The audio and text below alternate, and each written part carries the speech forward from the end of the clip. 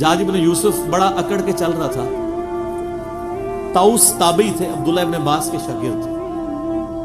تو وہ ان کے پاس وہ اپنی مستی میں جا رہے تھے. اب دوسرے لوگ تو دیکھ کے راستہ چھوڑ دیتے تھے، وہ اپنا اسی طریقے سے درویشی میں جا رہے تھے. اس کو بڑا غصہ ہے کہ انہوں نے میرے لیے راستہ نہیں دیا. وہ پاس آ کے کہنے لگا تم جانتے نہیں ہو میں کون ہوں؟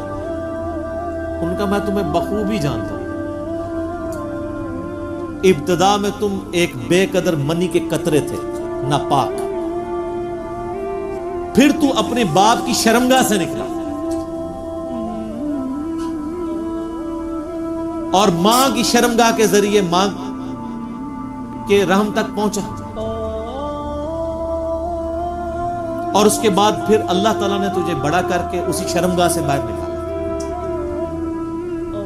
اور بننے کے بعد تو ایک گلا سڑا مردہ ہوگا جس میں تعفن پھیلا ہوگا.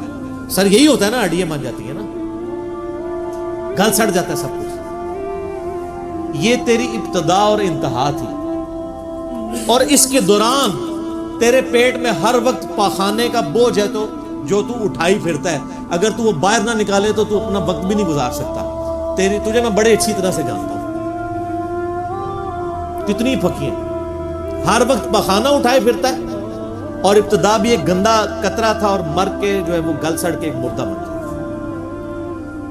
تو حجاج ابن یوسف جس کی زبان اتنی لمبی تھی اور اتنا ظالم تھا، اس پہ ایسا روب طاری ہوا. سر موت آپ کسی کو یاد کروائیں نا، بڑے بڑوں پہ روب طاری ہو جاتا.